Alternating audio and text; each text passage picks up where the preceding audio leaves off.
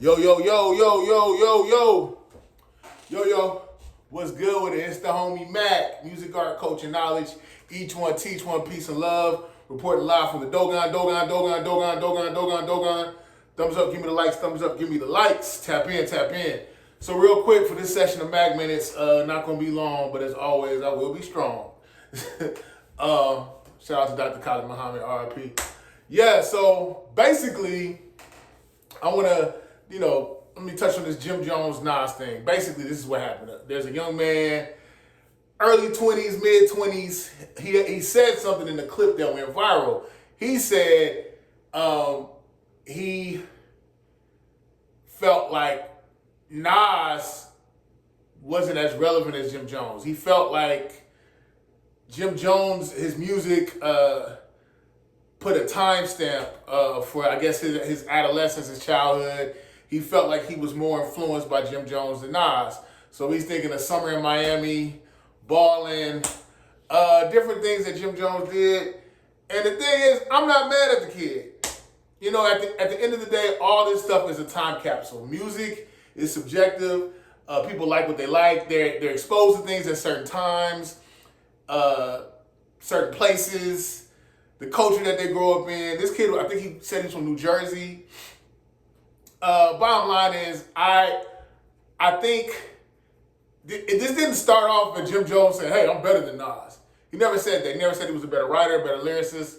But he did make an argument that he is more relevant, and that he said he was more relevant, and that he has had a greater influence on the younger generation than Nas. And to that, let's keep it a buck. Like Nas, and I don't mean to offend anybody by this, but Nas writes on it's ineffable. I don't even know how to put it in words. I mean, basically, Nas is the golden standard for lyricism. Nas is his rhyme schemes, his word usage. Nas again is the gold standard. Nas, very poetic, very verbose in his vocabulary. And let's keep it a buck. Most people listen to music on, I think they said, a third grade level. Most people listen to music on a third grade level.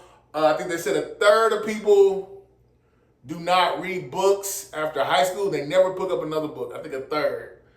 What else? I think they said children from wealthier households, it's called the 30 million word gap. So they say by the age of 3, children from wealthier households have been exposed to 30 million more words than children from households with that were not as financially stable or solidified.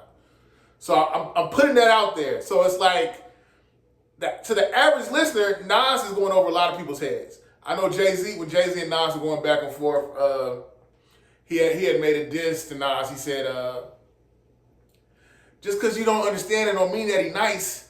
You just don't understand all the BS that he writes.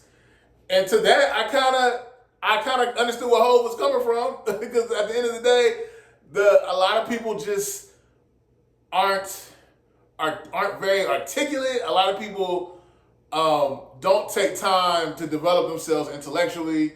A lot of people don't take time to deep dive into culture, to read, to study, to become familiarized with the world. I think it's Mary McLeod Bethune had a quote where she said, the more I read, the smaller the world became. So there are a lot of things that are working against Nas. A lot of people don't read. A lot of people do not expose themselves beyond the milieu in which they live. It is what it is. I would say the intricate rhyme schemes. I remember somebody saying this. They said, I don't want to listen to rap that makes me feel like I'm reading a book. I remember hearing someone say that. I don't want to listen to rap that makes me feel like I'm reading a book. So, in a way, it's like I think Jim Jones does have a point as far as relevance, because a lot of this stuff is over these kids' head. I think what they call Jim Jones, the oldest YN, it is what it is. Now, if we're talking bars, just pen to paper bars, Jim Jones is not in the same stratosphere as Nas. Okay, let's keep it a buck. You know, we you know, Nas's pen is I know some of y'all probably say I'm glazing, but I'm just saying Nas again is the gold standard for lyricism. Nas birthed a lot of MCs. I can't say that for Jim Jones. I don't know. Like when I look at Lupe Fiasco, I can see a Nas influence. When I look at J. Cole, I can see a Nas influence. When I look at Kendrick, I can see a Nas influence.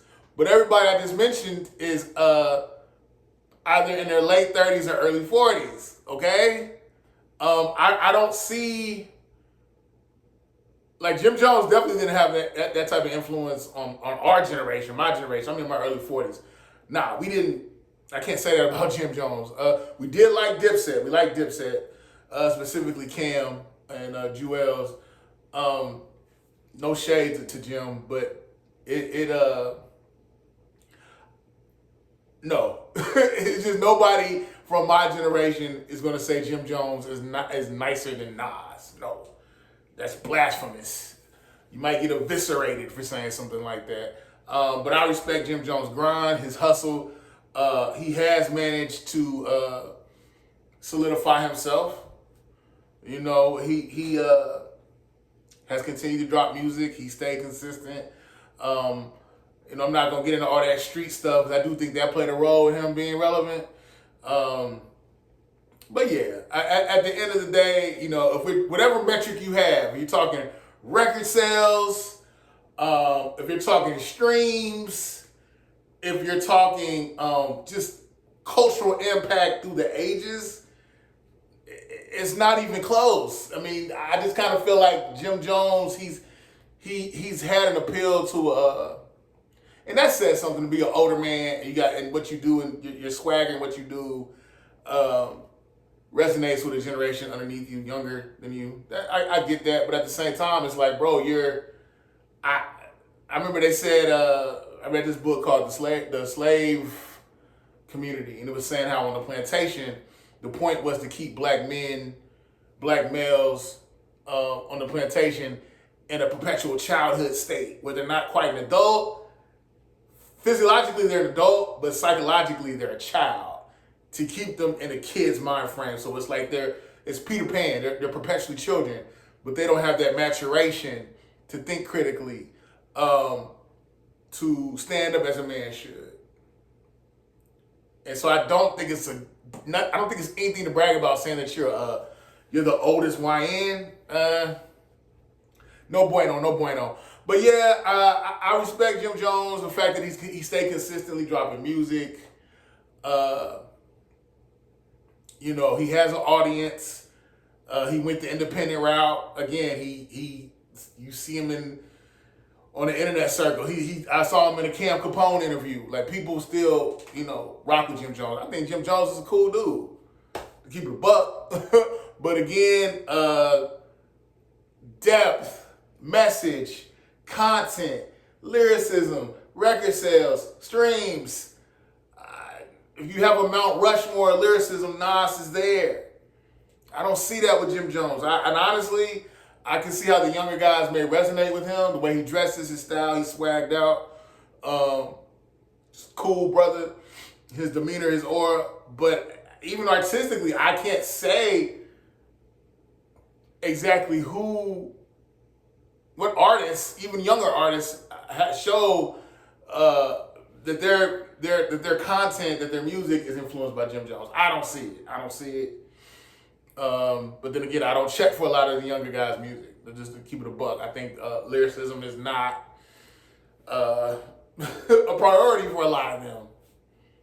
No diss. I mean, it just is what it is. And I'm not saying that, you got to be super lyrical to be, no, because I listen to some hip hop that's not super lyrical, and I still enjoy it. But yeah, it's the homie Mac, man. Each one teach one, peace and love. Bar for bar, line for line. Nasir is goated.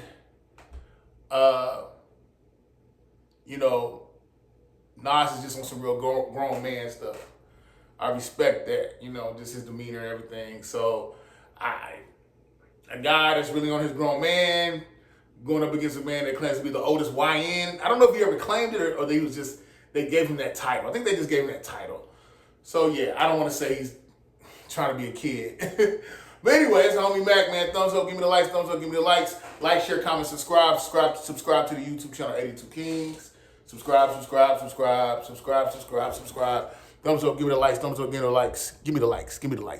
Thumbs up. I'm out.